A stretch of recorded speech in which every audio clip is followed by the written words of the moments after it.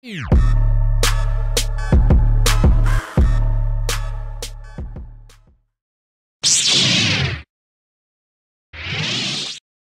what's up and welcome. I'm the one and only West Coast King, and welcome back to Major League 90, where we are talking Major League Soccer. And before we get into this episode, I want to take a moment to address last episode, where normally when I make fun of a team or I poke fun at a team, it's usually done, in good fun. It's just a bit of banter, just a bit of fun.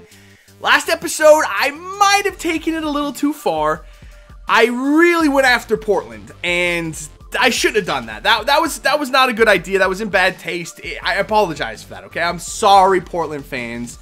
I really should have done that, particularly given the fact that they're in first place. I shouldn't have tried to take away what they were doing and what they've done this season. So that was a mistake.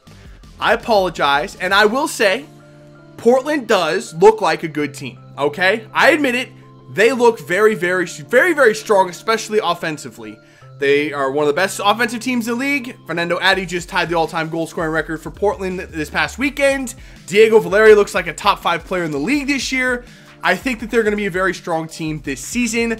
Most likely a playoff team. So let's just put that behind us and move on to this past weekend where Portland lost. And I'm not even going to talk about Portland, okay? I know what you're thinking. I was going to take the piss out of them again. I'm not. What I just said about them stands. I'm going to leave it there. I actually want to talk about Columbus, the team that actually just beat them and now sits in first place in the Eastern Conference.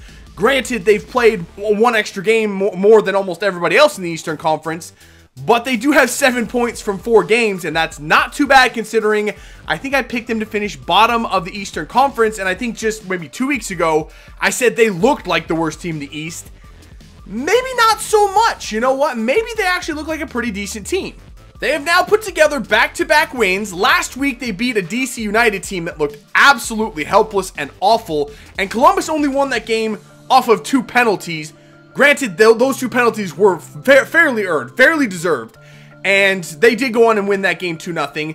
This past weekend, they beat Portland 3-2. I didn't think it was the greatest performance ever, but there are definitely signs that Columbus might have something. They might be able to compete for a playoff spot this season.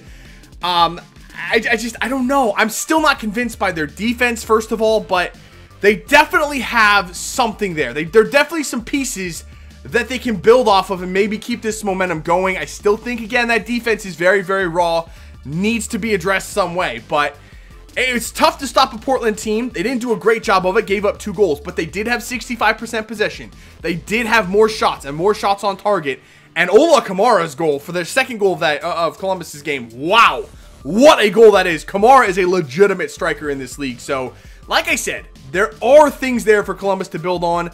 They might have a shot at being a playoff team. They sit in first place right now. We'll see if they can keep that going. Now, there were only 2 other games played in the league this past weekend. One of those, New York Red Bulls and RSL. And I kind of want to talk about both of these teams here. Firstly, and more importantly, not RSL, New York Red Bulls. I think they're going to be, obviously, a playoff team this, maybe. I say obviously, but they have more of a chance of being a playoff team than I think RSL do. So let's talk about New York Red Bulls first. Once again, unable to score goals. So unlike New York Red Bulls. And this streak of struggling to score goes back 3 weeks now when they played Colorado. And to be fair in that one, that was just they were unable to beat Tim Howard. Chance after chance after chance, one-on-one with Tim Howard. Couldn't beat him. They end up winning that game on an own goal by Colorado, but still not able to put away any chances. Last week, up in Seattle, they had the majority of the possession, but really created no opportunities. They ended up scoring a goal in that one, but it turned out to be kind of a consolation goal. BWP, once again, doing the majority of the offensive work there and getting that goal. And then this past weekend against RSL, there were a lot of chances both ways in that game. But once again, New York Red Bulls could not score goals. Or any goal. A goal at all. Nothing. No team could score a goal in that game.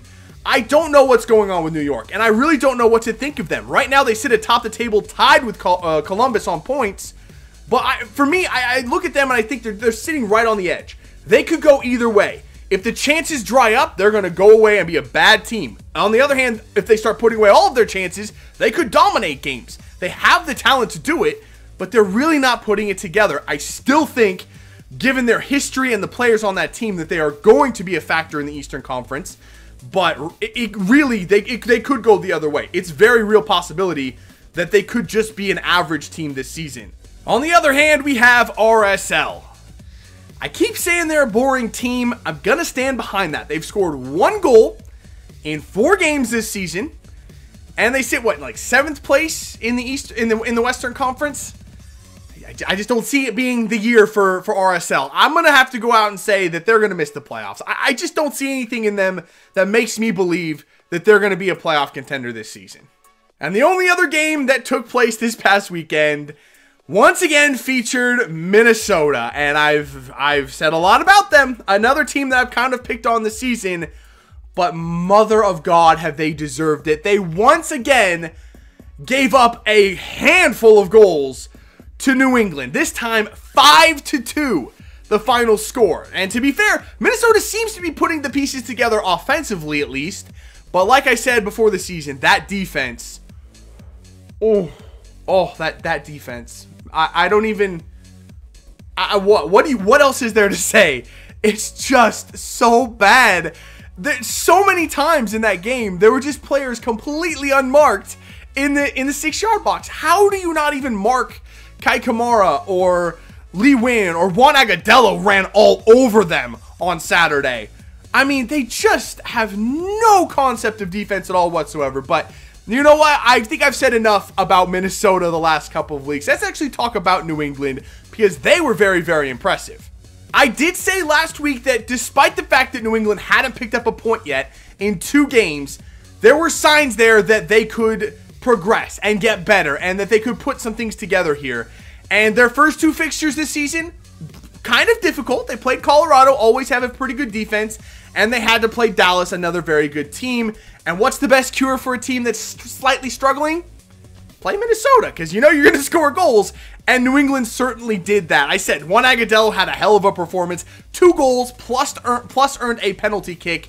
Well, it could have been his hat trick if they let him take it, but he had definitely a man of the match performance. He was incredible in that game. Kamara got going offensively. He scored a goal. Lee Win scored a goal. I mean, they looked very, very, very convincing, at least offensively. Defensively, I think that's going to be a little bit their Achilles heel, and it was last year as well, one of the worst defensive teams in the league. But hey, if they can get those 3, Agudelo, Kamara, and Lee Win going, and going together, and as a unit, they're going to be a dangerous team. Despite that defense, they could possibly be a playoff team. So I'm kind of feeling pretty good about New England right now. I think the fans should feel pretty good about New England right now. We'll have to see if they can continue that against a different opponent, namely one that actually looks like an MLS opponent, because right now, Minnesota does not. So while there were no other MLS games this past weekend, because we're technically on an international break, that did bring us a very, very important match for the United States national team in World Cup qualifiers. And I want to talk about that because I have some opinions here. So heading into this match against Honduras, again, trying to qualify for the World Cup, something that before this last match seemed to be slipping away. They lost to Mexico. They lost to they lost to Costa Rica. And just hadn't been very impressive. They had to replace the coach, Jurgen Klinsmann out, Bruce Arena in. I love that switch. I think to reunite the MLS and the national team, that was the perfect way to do it, to bring in an MLS coach and a former United States national team coach in Bruce Arena. The players love playing for him. All of them speak very highly of Bruce Arena. I thought that was the perfect switch to make. And the pressure facing this team before this past match, again, not only just qualifying for the World Cup, but just having a good performance, something it seems like we've been waiting for a very long time from this team and haven't seen it for a long time. Months and months and months it's been since the last truly impressive United States national team performance. And on top of that, we had Christian Pulisic. My God, could there have been any more pressure placed on a young kid before a single match?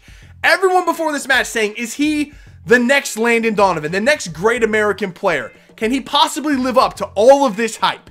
And with all of the questions being asked of that team and those players, they came out and they answered every single one of them.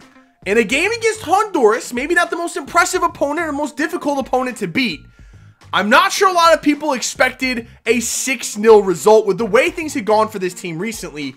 But in my opinion, with these players in their prime and at their best, that's the kind of result that I think we should expect from the United States national team. It was probably the best performance they've had, at least in the last year. They were very, very good. Clint Dempsey came out and had a hat trick. Every time Dempsey goes away to international duty, when he comes back to Seattle, he brings that fire and that focus with him, and we get a very, very good Clint Dempsey with Seattle. So I'm looking forward to seeing him back in the Rave Green very, very soon.